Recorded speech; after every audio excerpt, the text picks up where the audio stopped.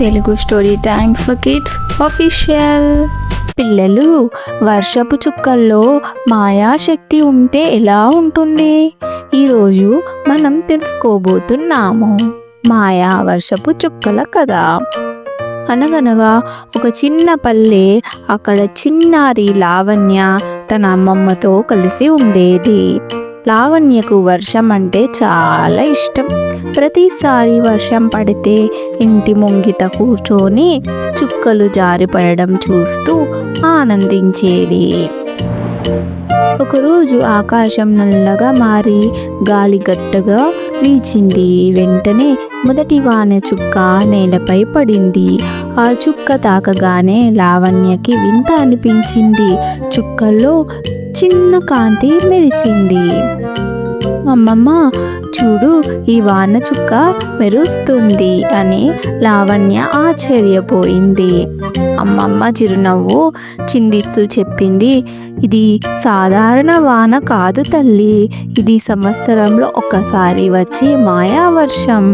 ఈ వాన చుక్కలు మన కోరికలు తీర్చగలవు.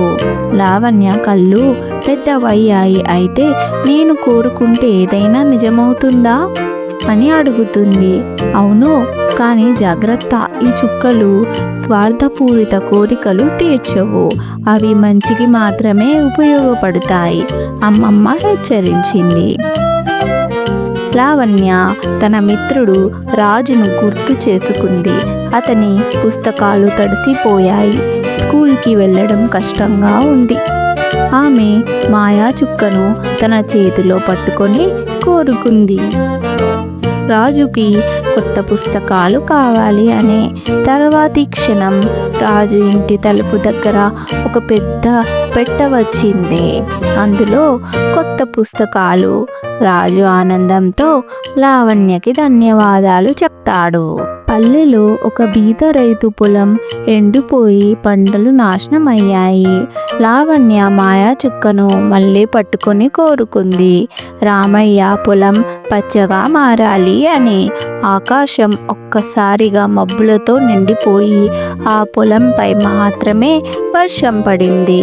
పంటలు మళ్ళీ పచ్చగా మారాయి.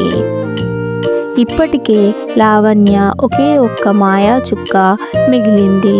అదే సమయంలో గ్రామానికి దగ్గరగా ఒక అగ్ని ప్రమాదం జరిగింది. ఒక గుడిసెలో చిక్కుకున్న పిల్లి ప్రాణాపాయంలో ఉంది. లావణ్య వెంటనే ఆ చివరి మాయా చుక్కను పట్టుకొని కోరుకుంది, ఆ పిల్లిని కాపాడాలి అని. ఆ చుక్క మెరుపులా మారి గుడిసె తలుపు మెల్లగా తెరుచుకుంది. పిల్లి పరిగెత్తుకుంటూ బయటకు వచ్చింది. అందరూ లావణ్యని హీరోలా చూశారు. ఆ రాత్రి అమ్మమ్మతో చెప్పింది, తల్లి, మాయా చుక్కలు ఒక్కసారి మాత్రమే వస్తాయి, కానీ నీ దయ, నీ మంచితనం ఎప్పటికీ మాయా కాదు, ఇదే నిజమైన మాయా. లావణ్య సంతోషంగా తల ఊపింది. వాన చుక్కలు ఆగిపోయాయి. ఆమె మనస్సులో మాయా దయ ఎప్పటికీ జలజలలాడింది. మోరల్ ఆఫ్ ద స్టోరీ: మంచి మనసుతో చేసిన సహాయం ఎప్పటికీ గొప్ప మాయా శక్తి. చూడండి పిల్లలు, ఈ స్టోరీ ఎంత బాగుంది కదూ.